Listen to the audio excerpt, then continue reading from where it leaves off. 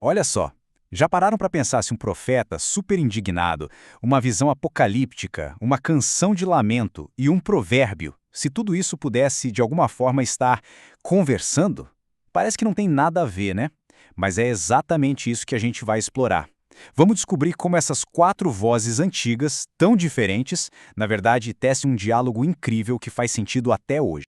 Porque, vamos combinar, olhando assim de primeira, parece uma mistura aleatória. Um profeta gritando por justiça, uma visão do fim dos tempos, um canto de sofrimento e um conselho de sabedoria. A grande pergunta é: o que isso tudo tem em comum? Qual é a linha que costura essas coisas tão diferentes? Bom, é essa linha que a gente vai começar a puxar agora. Então, vamos lá, apresentando os nossos convidados. De um lado, a gente tem a intensidade total do profeta Amós e a viagem cósmica do Apocalipse. E do outro, a dor de uma comunidade inteira no Salmo 129 e aquela sabedoria bem prática, bem pé no chão, de Provérbios. São universos totalmente distintos, mas o mais legal é que eles compartilham temas que, nossa, a gente nem imagina.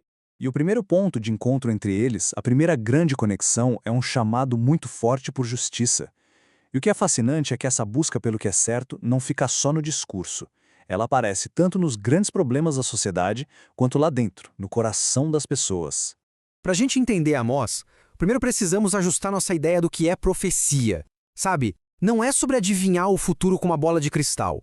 É muito mais sobre diagnosticar o presente. É como um alerta, um acorda pessoal, para lembrar a comunidade dos valores que ela está deixando para trás.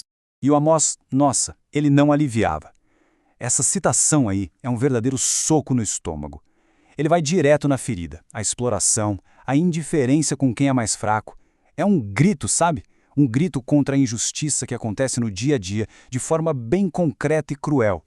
Para ele, injustiça não era uma ideia no ar, não. Era algo que tinha um custo humano, um custo real e doloroso. Beleza, agora a gente dá um salto de Amós direto para o Apocalipse.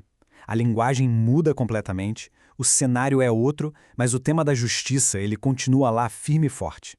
Só que aqui a injustiça não é sobre vender alguém por sandálias. É sobre algo mais íntimo, mais profundo.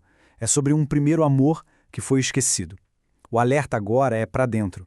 É sobre a injustiça que acontece no coração. Então, aqui está a grande sacada. Amós aponta o dedo para a falha na ação, para a injustiça social. Já o Apocalipse aponta para a falha do coração, para o compromisso espiritual que se perdeu. No fundo, são dois lados da mesma moeda, sabe? Duas frentes da mesma grande luta por integridade e justiça. Ok, vamos para o segundo fio que amarra essas vozes. É algo que, nossa, faz parte da experiência humana, né? O sofrimento. Mas não é só sobre a dor em si. É mais sobre como uma comunidade inteira acha força para continuar, para resistir, mesmo no meio da adversidade e da perseguição. E para entender isso, a gente precisa olhar para os Salmos. Os Salmos são basicamente o diário de bordo emocional de um povo. Ali tem de tudo. E mais incrível é que eles não escondem nada. Não fogem da raiva, da dor, do desespero. Pelo contrário, botam tudo para fora. E é com essa mentalidade que a gente chega no Salmo 129.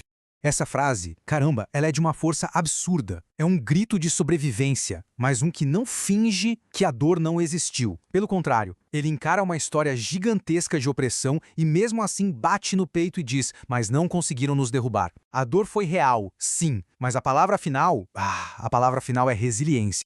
E aí, olha que demais, o Apocalipse pega esse mesmo sentimento e ecoa ele. Ele está falando com uma galera que está passando por perrengue, por pobreza. E a mensagem é a mesma do Salmo, resistam. Só que aqui a coisa ganha uma outra camada. A resistência, a fidelidade no meio do caos é o que mostra onde está a verdadeira riqueza, a verdadeira vida. O Salmo 129, no fim das contas, nos dá uma espécie de guia prático para a resiliência. É um passo a passo. Primeiro, lembrar.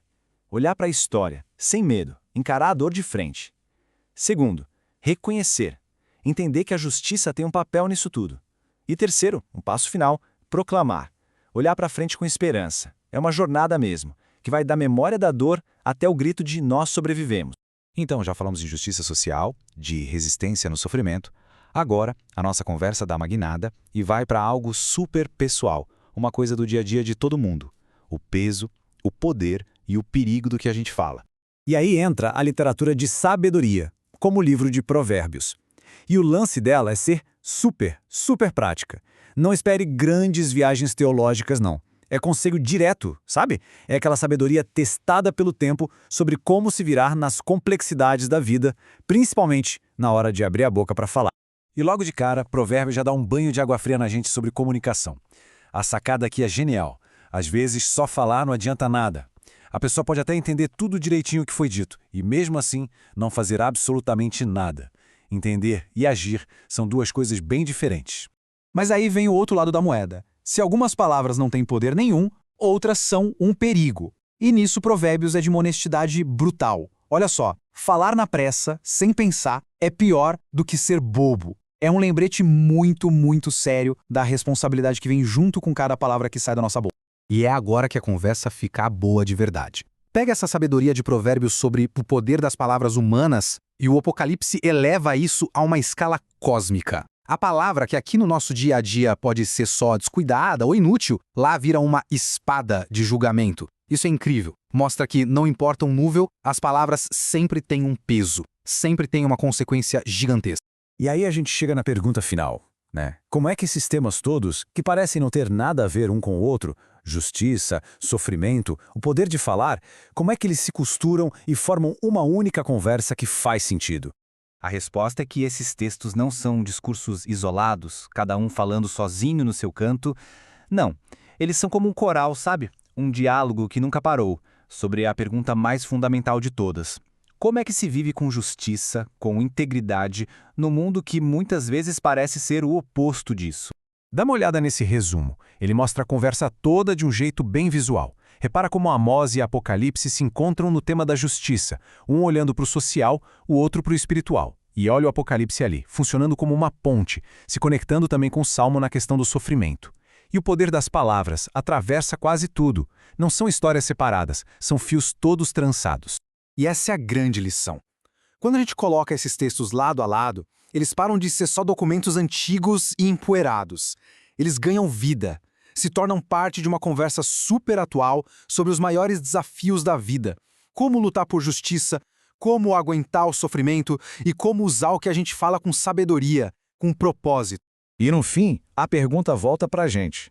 Se essas vozes de séculos atrás ainda estão conversando sobre justiça, sofrimento, comunicação, o que será que elas têm a dizer para o nosso mundo, agora?